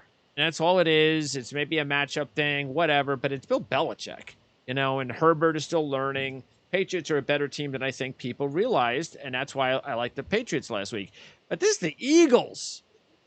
I mean, the Chargers are still a good football team. And the Eagles are 0-3 as a home dog this year, straight up. They're going to be 0-4. I don't think the Chargers are some bad team all of a sudden. I just think they had a bad week.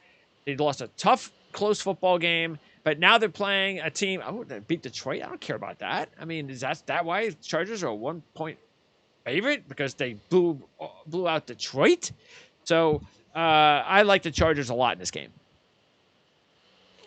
This is a real tough, difficult game for me because I can talk cases for both sides of the football contest here. But like you say, I think this game is priced a lot because of the 44-6 result that Philadelphia put up against the lowly Lions last week. That and the fact that the Chargers are all of a sudden not this smooth, steady football team that we grew accustomed to the first 2 months of the season here. They've been playing up and down a lot to the level of opponents here. One interesting aspect that comes to the Eagles in their favor is one of my best handicapping edges that I have, and it comes largely out of the Midweek Alert newsletter, is that you can count on one hand how many times you find NFL underdogs that are run the ball for over 5 yards a carry, taking points from teams that allow over 5 yards a carry. That's the role for the Philadelphia Eagles this particular game here. So that's going to keep me tempered a little bit against the LA Chargers. I like the Chargers in this football game, but I don't like that stat I just gave you. So, what do you do if this game goes to pick 'em from one? Then all of a sudden, Philadelphia is not that underdog that I just laid out in this particular situation here. I cannot get a real strong feel for this football game here. I'm going to lean to the Chargers with you in this contest here, if for no other reason they are the better football team. And look, if they lose this football game and on a 3-game losing streak and you lose to the Philadelphia Eagles, then they're not as good as I thought they were. So that's as simple as that. A couple quick things, too.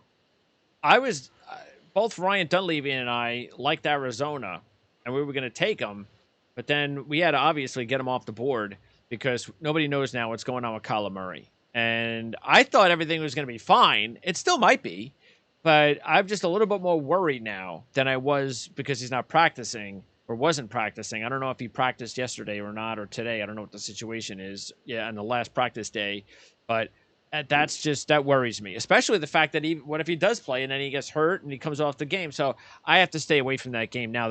If you like San Francisco, that's different, but I liked Arizona.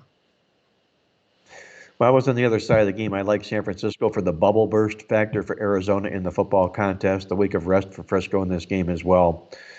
Jimmy Garoppolo appears to have gotten his game. I shouldn't say a week of rest. Jimmy Garoppolo has gotten his game back together again. He had a nice outing, if you will, 17 for 28 for 322 yards. He doesn't have that deer in the headlights look anymore, or that I'm prepping for GQ magazine cover look about him anymore. So be on the bench. Maybe, just maybe, Frisco is going to come up and play a good football game. But I can't do that with the situation with Murray being what it is. We mentioned earlier on in the onset of the NFL games about how much value Aaron Rodgers meant to the Green Bay Packers. He is a 7-point quarterback. There aren't very many quarterbacks in this league that are 7-point quarterbacks. Kyler Murray is close. And I'm not talking from a talent standpoint. I'm talking about what he means to the team standpoint. And if he's not in this lineup, they're simply not going to be the Arizona Cardinals that have played this season almost perfect football up until last week. So a lot of question marks surrounding Kyler Murray here. I like San Francisco in the game. I'll really like San Francisco if Kyler Murray does not play. Who do you think is the most valuable, like if the player is on defense, doesn't play, who do you think that is? I know who is my pick. To me, it's overwhelming. And it's not the defensive player. I mean, everybody knows Aaron Donald is the best defensive player in the NFL. It's not him because they have such a talented team that I don't think that's going to matter. Like maybe against a great team, I don't know. But that, in my opinion, could sway as much as 3 points. I don't know if that would, in my opinion, it should. I don't know if it would, but it should. Who's that defensive player? Well, tell me who your player is, and I'll tell you who I think it might be, because I right now am at a loss for who that player would be. J.J. Watt. I think he is so important right now to the Pittsburgh Steelers. It's almost like a quarterback situation because their offense stinks. But you take him off the field, and they're just a bad football team. They can't stop anybody. They can't score. You put them on the football field, and now they're this completely different team. To me, he's like a quarterback. I would move the line 3 or 4 points with him off the football field. I cannot disagree about J.J. Watt being that player, but you can't move a line 3 or 4 points because of a defensive player. Just because by rule you can't do that, okay? He is that good. He's that good, okay? The other guy who might be close, and if they were playing better football, might have been Myles Garrett for the Cleveland Browns, because their offense has been very disappointing this year. Without him, it would be bad this football season here. So just a runner-up vote for Myles Garrett, if you will. Other quarterback situation, Sam Darnold. But the thing is, I actually like Ryan has the Patriots as his 5-star.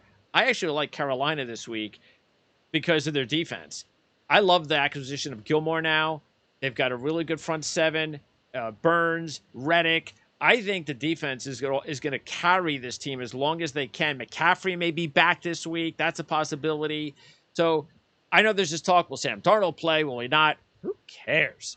To me, it's about the defense. And I think so. But that is something that people need to keep an eye on, I guess, is that whether Sam Darnold plays. Well, CMC is supposed to be back in the lineup for Carolina. That'll be a huge plus for the Panthers in this football game. Sam Darnold has not been playing good football. Okay, we're seeing the Sam Darnold that played up in New York with the Jets, and there's concern. You can mark this down right now that between now and the NFL draft upcoming, Carolina will make another move for a different quarterback. Matt Rule is not at all enamored with Sam Darnold. He's making bonehead, dumb, stupid mistakes that are unforgivable, and coaches can't live with stuff like that. Now that he's got a concussion, maybe he might opt, to do something differently here. But I'm with you. I like Carolina in this football game. I think it's a great situational spot with the New England Patriots letting down, changing roles after that big win. By the way, the week. Patriots, if they win this game, they could be on a roll. They might start all of a sudden, you're looking at a team that is definitely a playoff team. We said in the beginning of the year, Mac Jones, he's the right fit there. And he has proven that completely. He is going to be a good quarterback. I don't know how good, but as long as Bill Belichick is there and they can surround him with decent enough talent, especially on defense and that offensive line, they're going to win a lot of football games with Mac Jones. Well, everybody likes an I told you so. They like to feel an I told you so. And in the case of Mac Browns, that would be my I told you so, because I felt he should have been the number 3 quarter pick for San Francisco in the draft. They let him go. They made the move for Trey Lance instead, and he falls into the lap of Bill Belichick. That's the I sold you so move in the National Football League draft that's going to end up hurting the San Francisco 49ers. All right, so we talked about the college basketball season getting ready to begin. Of course, we're full steam ahead with the college football season and the NFL. So we've got the phone number up there. The entire show, 1-800-321-7777. You call that number, you get a special offer. Just say the bonus code PRIME. And what else do you have for our viewers if they're going to enter the playbooksports.com sanctuary? Well, if you do just that, great articles, great handicapping theories. You'll read all about our NFL Perfect System Play of the Year going this Sunday on this Sunday's NFL football card. Only happens once a year. We've had great success with that. It's part of a $79 weekend of winners. And if you mention Prime, it'll only cost us $69. So take advantage of all that. Go online at playbooksports.com. Marc, appreciate it. Again, look out for, if you haven't already, check out the horse racing shows. 2 of them. We've handicapped 4 races this weekend in the Breeders' Cup, including the big one, the Breeders' Cup Classic. All Saturday races. And since it's the West Coast, you got a lot of time until even the first race goes off, which is, I think, 5:30 Eastern time or something like that. So check out those shows, and don't forget to check back with us again next week when we enter Week 10 in the NFL and Week 11 in college football. So, Marc, appreciate it as always. We'll talk to you next week. My pleasure as always, Greg. Be well, stay safe, and may the ball bounce your way this week.